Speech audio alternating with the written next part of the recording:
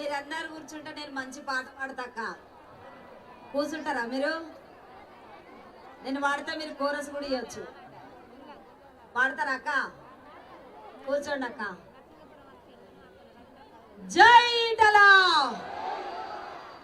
అయ్యో హరీష్ రావు గినవడాలి కదా పాపం, బరువైన గ్యాస్ మొద్దునెత్తుకొని తిరుగుతాడు, గ్యాస్ గుర్తు కోటేయిండ్రని. మతిపోయిన హరీష్ రావు, అవునా కాదా? ఆయన గినవడాలి. జై ఈటలా, కమల పువ్వు గుర్తుకే బండి సంజయ్ గారి నాయకత్వం. జై బీజేపీ. ఎన్నికల ప్రచారంలో భాగంగా వీణవంక మండలానికి బడుగు బలహీన వర్గాల మనందరి ఇష్టమైన అన్న, మన కష్టాల్లో వస్తే నేనున్నానని మన గడప ముందుకొచ్చి మన బతుకులు తొంగి చూసే మాజీ మంత్రివర్యులు ఈటల రాజేందర్ అన్న గారికి, మాజీ ఎంపీ గారు అక్క పెద్దలు విజయశాంతక్క గారికి గత 6 నెలలుగా ఈ మండలం చుట్టూ ప్రతి ఒక్కరిని కలుస్తూ మీలో మమేకమై తిరుగుతున్న మాజీ ఎమ్మెల్యే గారు అన్న ఏనుగు రవీందర్ రెడ్డి అన్న గారికి, మాటతో పాటతో ఆకట్టుకున్న మాజీ మంత్రివర్యులు అన్న పెద్దలు బామ్మోహన్ అన్న గారికి, వేదికపై ఉన్న మాజీ ఎంపీలకి ఎమ్మెల్యేలకు, రాష్ట్ర అధ్యక్షుల వారికి అందరి కూడా పేరు పేరున ఉద్యమ నమస్కారాలు తెలియజేస్తున్నా.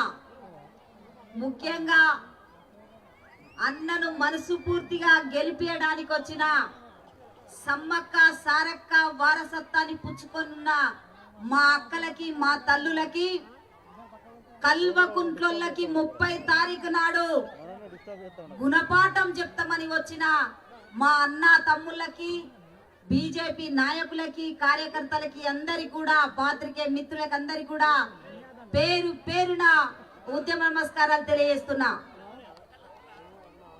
అక్కలేనే అక్కలే అన్న. రాజేందర్ అన్న ప్రజల మనిషి, మన మనిషి, ప్రజల మనిషి, మన మనిషి. 6 సార్లు గెలిపించిన ఈ హుజురాబాద్ ప్రజల చరిత్ర తెలువక పగటి వేషగాళ్ళలాగా కేసీఆర్ అంటాడు అప్పుడప్పుడు, కొత్త బిచ్చగాళ్ళకి పొత్తెరగదని అంటాడు కేసీఆర్. మేమనం, కేసీఆర్ అంటాడు. ఈ కొత్త బిచ్చగాళ్ళకు పొత్తెరగక గల్లీకొక మంత్రి, ఊరికొక ఎమ్మెల్యే, వాడకొక లీడర్ తిరుగుతాడు. ఏడబోయినరు ఈ 7 ఏళ్ల కాలంలో? కరోనా కష్టకాలంలో ఎక్కడ పోయినరు? రాష్ట్రమంతా తిరిగిండు కదా. కరోనా వస్తే మీరు భయపడి ఫామ్ హౌస్లల్లుంటే ప్రజలు చనిపోతుండ్రని, కరోనా మహమ్మారి వెంటాడుతుందని గవర్నమెంట్ హాస్పిటల్ తిరిగిండు కదా ఈటల రాజేందర్ అన్న. ఏడబోయిండు హరీష్ రావు, ఏడబోయిండు కేటీఆర్, ఏడబోయింది కవితమ్మ. ఇది హుజురాబాద్ ప్రజలకు తెలియదా? అయినా ఓ హరీష్ అన్న, దుబ్బాకలనే నీ పత్తా చెల్లలేదు, ఈ హుజురాబాద్ లో చెల్లుతుందా అనే ఏమనుకుంటానవే? హుజురాబాద్ ప్రజలు నువ్విస్తే తీసుకుంటారు, నువ్వు తాగిపిస్తే తాగుతారు. ఓట్లు మాత్రం ఈటల రాజేందర్ అన్నకే వేస్తారు, మర్చిపోకు. ఉదాహరణకి దుబ్బాకనే నువ్వెన్ని బాగోతాలు ఆడినావు, దుబ్బాకలో ఎంత దాడి చేయించినావు బీజేపీ నాయకుల మీద, బండి సంజయ్ అన్న మీద ఎన్నిసార్లు దాడి చేయించినావు. కానీ ప్రజలు ఏం చేసిండ్రు? నీ నోట్లే దుబ్బ కొట్టి ఆడ రగన్నని గెలిపించిండ్రు. హుజూరాబాద్ లో కూడా గదే జరగబోతుంది. మిస్టర్ హరీష్ రావు, నోరు దగ్గర పెట్టుకొని మాట్లాడు. ఇలా రాజేందర్ అన్న మీద ఏదో నువ్వు అంటే నీ పదవి పోతుందని భయపడి ప్రెస్ మీట్ పెడుతున్నావు. ఏడోనైనా పబ్లిక్ మీటింగ్లలో గ్యాసును పట్టుకొని ప్రచారం చేస్తున్నావు. నీ మామకు మోసం చేస్తున్నావు. గ్యాస్ గుర్తుకు ఓట్లు వేయమని అంటున్నావా? ఎవరికి ఓట్లు వేయమని అంటున్నావు? మతి ఉన్నదా మీకు? మతి లేదా?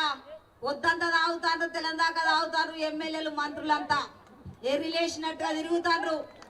ఈ వీళ్ళక మనం ఓట్లేసేది, ఈ మోసం చేసేటోళ్ళక ఓట్లేసేది. నేను హరీష్ అన్నని అడుగుతున్నా, హరీష్ అన్న, తెలంగాణ ఉద్యమ కాలంలో మనమంతా ఉద్యమకారులం. మరి ఇంటికి 2 ఉద్యోగాలు ఇస్తానన్నావు కదా, ఎందుకు ఉద్యోగాలు ఇవ్వలేకపోయాడు? నీ మామని అడిగినవా ఎన్నడైనా? ఇంటికి 2 నిరుద్యోగస్తులు ఉన్నారు. ఉద్యోగ నోటిఫికేషన్ ఎటువైంది మిస్టర్ హరీష్ రావు? నువ్వా ఇవాళ రాజేందర్ అన్నను క్వశ్చన్ చేస్తోనివి? నీ మామ మోసేతు నీళ్ళు అవుతున్నావు, నీ బామ్మర్ది చేసే ఎంగిలి మెతుకులు తింటున్నావు. నువ్వా ఒక ఉద్యమకారుని మీద విమర్శించే హక్కు, నైతిక విలువ నీకున్నదా? తెలంగాణ ద్రోహివి ఇవాళ హరీష్ అన్న. ఎటు పోయింది ఇవాళ ఉద్యమ చైతన్యం అనేది? ఎక్కడ పోయింది? ఒక దసరాకు చీరియంగా అయిపోయిందా? మొన్న గ్రామ సభలో, నరసింహపల్లె గ్రామ సభలో ఉద్యోగ నోటిఫికేషన్ కోసము ఈ చెల్లె మాట్లాడితే ఈమె మీద దాడి చేయిస్తారా? ఓయూ బిడ్డలు వచ్చిండ్రు, కేయూ బిడ్డలు వచ్చిండ్రు. రేపు రాబోయే ఇక్కడనే ఇదే వేదిక మీద, ఇదే మనం పెట్టిన కాడ మరి ఈ చెల్లె మీద దాడి చేయించిన హరీష్ అన్నకు ఓటేస్తారా? హరీష్ అన్నకేస్తారా? ఈ నిరుద్యోగులంతా అయిపోయిందా? 2000 పెన్షన్ ఇయ్యంగానే మరి బతుకులు తెల్లారనయా? మిగులు బడ్జెట్ ఉన్నదన్నావు కదా, ఏడబోయింది బడ్జెట్? నీ మామ మాటలలో నువ్వు మోసం చేయడానికి వచ్చినవా? ఈ టిఆర్ఎస్ ఎమ్మెల్యేలను, ఈ టిఆర్ఎస్ మంత్రులను, ఈ తిరుగుతున్న నాయకులందరికీ కూడా 30 తారీఖు నాడు మీరు తప్పకుండా గుణపాఠం చెప్పాలక్క. రాజేందర్ అన్న 4 కోట్ల తెలంగాణ ప్రజల గొంతు. రేపు రాజేందర్ అన్న అసెంబ్లీలో అడుగు పెడితే ఎటు బాయే నిరుద్యోగుల నోటిఫికేషన్ అని క్వశ్చన్ చేస్తాడు కేసీఆర్ ను. ఎటు బాయే పేద ప్రజలకు డబుల్ బెడ్రూమ్ ఇండ్లని క్వశ్చన్ చేస్తాడు. ఎటు బాయే 3 ఎకరాల భూమి ఎందుకు ఇస్తలేవు కేసీఆర్ అని క్వశ్చన్ చేస్తాడు అసెంబ్లీలో. ఎటు బాయే రైతుల రుణమాఫీ అని క్వశ్చన్ చేస్తాడు రాజేందర్ అన్న. అంతేకాదు ఇక అందరినీ మోసం చేసిండు కేసీఆర్. మా దగ్గరికి వచ్చిండు, దళితులకి దళిత బంధువు ఇస్తానని. మేము ఇయ్యంగా అత్తన్నమా? మా రాజేందర్ అన్న దయ వల్ల ఈ రోజు మాకు దళిత బంధువు వచ్చింది. రాజేందర్ అన్న దయ వల్ల ఇలా డాక్టర్ బిఆర్ అంబేద్కర్ గారికి నివాళులు అర్పించిండ్రు. ఇవాళ రాజేందర్ అన్న దయ వల్ల జై భీమ్ అన్న చరిత్ర ఇలా కేసీఆర్ కున్నది. 7 ఏళ్ల కాలంలో ఎన్నడూ కూడా మాట్లాడని కేసీఆర్ దళితుని ముఖ్యమంత్రి చేస్తానని మోసం చేసిన ఈ కేసీఆర్ కు హుజురాబాద్ లో ఉన్న దళితులు మోసపోయి గోసపడి ఇంకా కేసీఆర్ కల్వకుంటోలకు ఓట్లేస్తారా? కేసీఆర్ మా దళితులు మోసపోరు, గోసపడరు. రాజేందర్ అన్నను గుండెలో పెట్టుకుంటారు, కడుపులో దాచుకుంటారు. నువ్వు ఇచ్చే 10 లక్షలు కాదు, 10 కోట్లైనా వసూలు చేస్తారు కానీ ప్రజల మనిషి అయిన రాజేందర్ అన్నను దూరం చేసుకునే ఆ చరిత్ర దళితులకి లేదు. కేసీఆర్ దమ్మున్న బిడ్డలో మేమంతా కూడా, మేము తలుసుకుంటే నిన్ను కొనే శక్తి ఉంటది అంతే తప్ప గాని మేము మోసపోమని ఈ సందర్భంగా నేను అంటున్నా. కేసీఆర్ నీకు ఏ మాత్రం చిత్తశుద్ధి ఉన్నా, నీకే మాత్రం ఈ తెలంగాణ ప్రజల మీద మమకారం ఉన్నా, నువ్వు 7 ఏళ్ల కాలంలో ఇచ్చిన హామీలను నిలబెట్టుకొని తీరాలే తప్ప గాని ఈ నాటకాలు ఆడకు. ఇక గల్లీ గల్లీ తిరుగుతాడట, ఈ 2 రోజులల్లా రోడ్ షోలు చేస్తాడట. తూ నీదో బతుకా, నువ్వు ముఖ్యమంత్రి వై ఉండి రోడ్ల మీద తిరుగుతావా? ఏం చేసినావని వస్తావు? రా, నీకు దమ్ముంటే రాష్ట్ర వ్యాప్తంగా నిరుద్యోగులు బయటికి వస్తారు. ఎక్కడ నోటిఫికేషన్ ఇచ్చినావో ఇలా బయట పెట్టు. ఓ శ్వేతపత్రం విడుదల చేయి. తెలంగాణ రాష్ట్రం కోసం నిరుద్యోగులు చచ్చిపోతారు. తెలంగాణ రాష్ట్రం వచ్చినాక కూడా నిరుద్యోగులు చావాలా? మీ కుటుంబంలో నీకు 2 పుడితే నీ ఇంట్లో 2 ఉద్యోగాలు, మరి మా కడుపులో పుట్టిన వాళ్ళకి, మా బిడ్డలకు ఉద్యోగాలు వద్దా? నీ పిల్లలు అమెరికాలో చదువుకొని వచ్చిండ్రు. తెలంగాణ ఉద్యమ కాలంలో నీ పిల్లలు, నీ కొడుకు, నీ బిడ్డ కవితమ్మ, కేటీఆర్ ఇవాళ అమెరికాలో ఉన్నారు. కానీ మా బిడ్డలు, మా కడుపులో పుట్టిన బిడ్డలు ఓయూలో ఉండి ఇవాళ తెలంగాణ ఉద్యమం కోసము బయటకు వచ్చిన బిడ్డలు కేసులు జైళ్లు భరించిన వాళ్ళు ఇవాళ ఉద్యోగాలు లేక అలమటిస్తుంటే కేసీఆర్ కుటుంబం మాత్రం ఇవాళ సుఖపడుతుంది. ఈ కల్వకుంట్లక మనం ఓటేసేది, ఈ కల్వకుంట్ల మాటలు నమ్మేది మనము. అక్కలారా తల్లులారా ఏదిచ్చినా తీసుకోండి. ఎంత దుర్మార్గుడు ఈ కేసీఆర్ అంటే ఇంటికి 2 ఫుల్ బాటిల్ పంపిస్తాడు, పొద్దు 2 ఫుల్ బాటిల్, రాత్రికో ఫుల్ బాటిల్ పంపిస్తాడు. ఓ కేసీఆర్ నిన్ను ఫుల్ బాటిల్ అడిగినరా, నిన్ను మంది అడిగినరా, ఇంటికి ఒక ఉద్యోగం ఇవ్వమని అడిగినరు కదా, ఇంటికి 2 ఉద్యోగాలు ఇస్తానన్నావు కదా. ఈ సోయి లేని ముఖ్యమంత్రి ఇవాళ ఈ రాష్ట్రాన్ని అంతా కూడా తాగుబోతులను తయారు చేస్తాడు. బిడ్డ మంచిగా ఉండాలి, కొడుకు మంచిగా ఉండాలి, ఇక మర్దలు కాని కొడుకు మర్దలు కొడుకు మంచిగా ఉండాలి. కానీ మన బిడ్డలు మాత్రం ఇవాళ నిరుద్యోగులుగా రోడ్ల మీద తిరిగే పరిస్థితులు వచ్చినాయి. ఇవాళ వాళ్ళ మాటలు నమ్మి మనం మోసపోవద్దక్క. గింతనా రాజేంద్రన మీద గింతమందా ఎమ్మెల్యేలు, గింతమందా మంత్రులు వచ్చి రాజేంద్రన మీద తిరగడం. ఒక్క బిడ్డ కదా, బక్క పల్సని బిడ్డ మీద, ఒక బీసీ బిడ్డ మీద వీళ్ళ అహంకారమా, కల్వకుంట్ల అహంకారమా? కల్వకుంట్ల అహంకారానికి దెబ్బతీయాలి. ఇవాళ కల్వకుంట్ల అహంకారానికి మనం దెబ్బతీయకుంటే మన గురించి మాట్లాడే నాయకుడే కరువు అవుతాడు ఇవాళ. ఎందుకంటే గెలిచిన కాంగ్రెస్ వాళ్ళు పోయి కార్లు ఎక్కిండ్రు, ఇక మాట్లాడేటోడు గొంతు పెట్టోడు ఇవాళ ఉన్నాడు అని అంటే మన బిడ్డ ఈటల రాజేందర్ అనే తప్ప గానీ ఇంకొక నాయకుడు లేడనే విషయాన్ని మీరు గుర్తు పెట్టుకోవాలక్క. ఇలా రాజేందర్ అన్న మీద మాట్లాడనోడు కూడా ఇవాళ మాట్లాడుతాడు.